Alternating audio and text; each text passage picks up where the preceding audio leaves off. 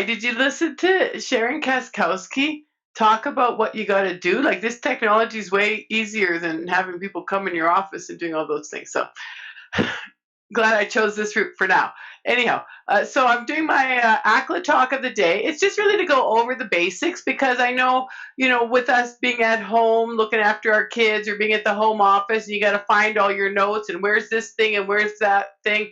It's just in one spot. So this thing has links. You can pull this up. So when you're dealing with the situation where your client's saying, I can't afford to pay for this treatment, or that you want them to get the benefits because the defendant's going to say you should have applied for those benefits. I want a deduction, whatever it is. So it's important under the under the laws now that if there's benefits, you should apply for them because the other side may want to reduce your claim by that amount.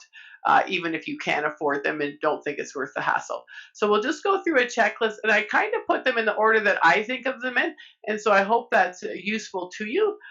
So I want to first say, so it's payment for virtual treatments. So it's presented by me, but I got to give a special thanks to Walter because Walter is always the guy with the best precedents. And so I've attached two that are not going to be shown today. They'll be identified, and you'll get that with the package because my PowerPoint is going to go out shortly. And so, yeah, so here it'll get you to the benefits regulation if you want to look up Section B. So it's right there. Then for the medical payments, it just goes through the different things. So you have to figure out whether it's something that falls under the diagnostic and treatment protocols regulation because it's a minor injury, or whether it may be not that.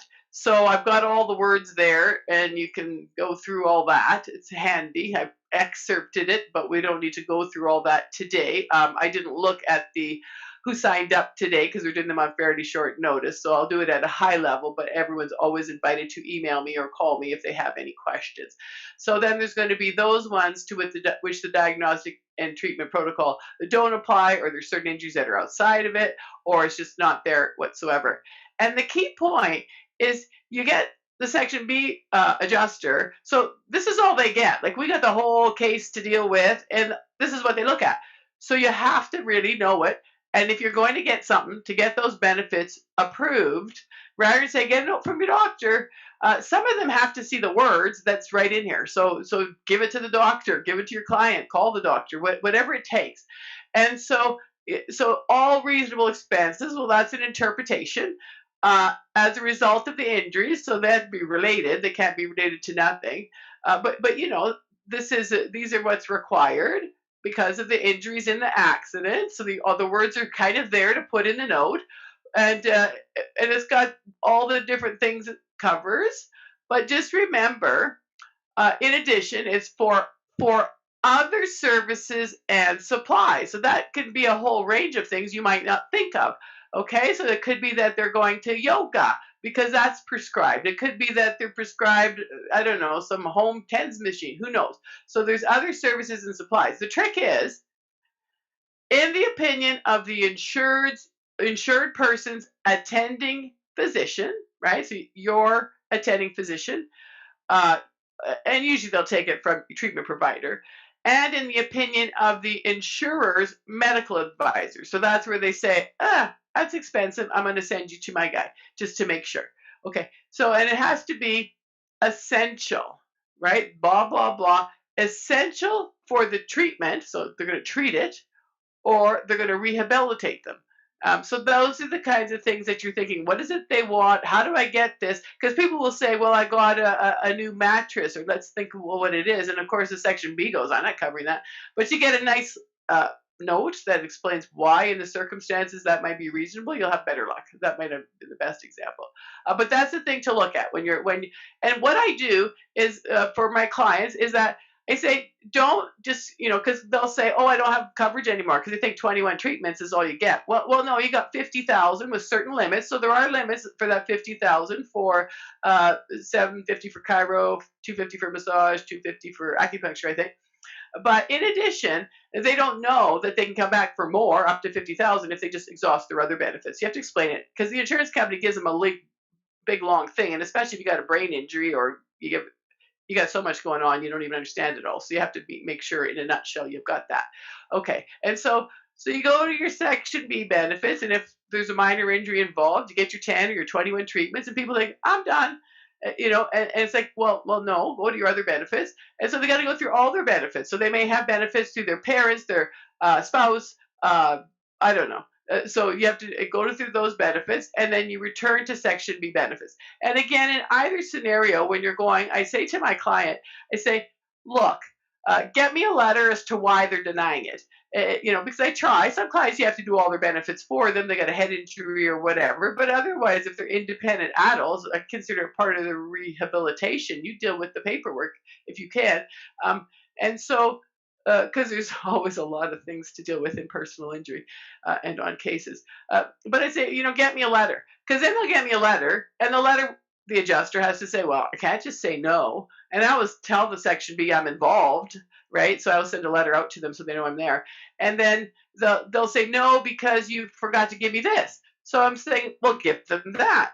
And then at the end of the day, if you got a clear denial and there's nothing you can get around, you can make the judgment call as to whether you have done enough and maybe you go somewhere else, or whether you pursue a lawsuit, and then there's some risk of that with res judicata and all those kind of things. So it's a decision you need to make.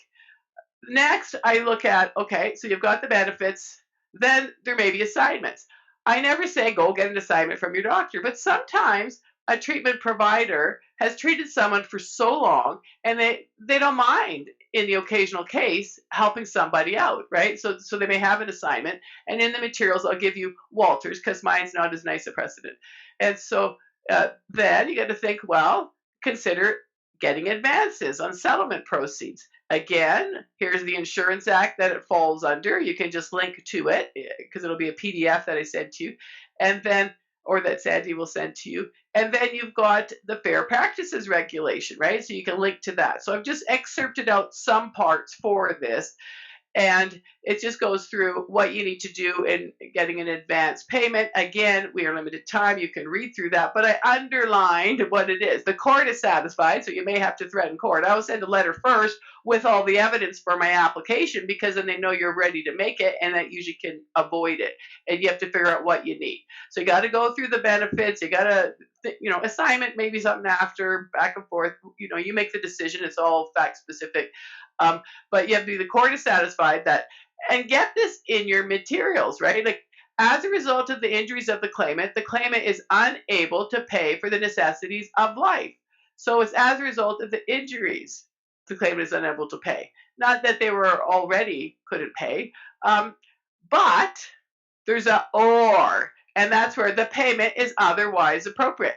So and how can you show they can't pay for the necessities of life? Well, it's like, if you're going bankrupt, here's my income, here's my expenses. The more of that you can pile up with all the unpaid bills, the more convincing a case it is, because they know you can just go to court tomorrow. But if you just say, could I have an advance? It may not work. So that's the kind of things to do. And don't, you tell your client says, I need an advance. Well, you get me the stuff, and if they really need it, they'll do that work. Otherwise, they'll find an easier way to get you the materials, or get the money they need, or take the treatment they want. That's just my opinion. There's ways to do it. And then you can consider government benefits, right? So there's, assured income for the severely handicapped.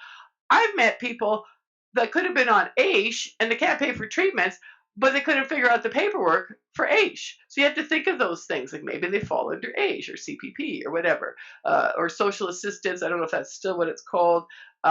Alberta Healthcare sometimes will cover physiotherapy in a hospital. So I've had a lot of clients experience that, because they'll say, oh, this person can't afford it. So there's different things where Alberta Healthcare will actually pay for it. And then this is one from Walter again. There's some materials that you'll get. And now there's some, Government of Canada supports under COVID and that kind of thing. And so that's an excerpt that he got and provided to me, and I'll give that to you. So I may have talked too fast, but I see that it's almost the end of time. So I apologize. It's all here. And if you have any questions, then let me know, and then we're on time and you can get back to work.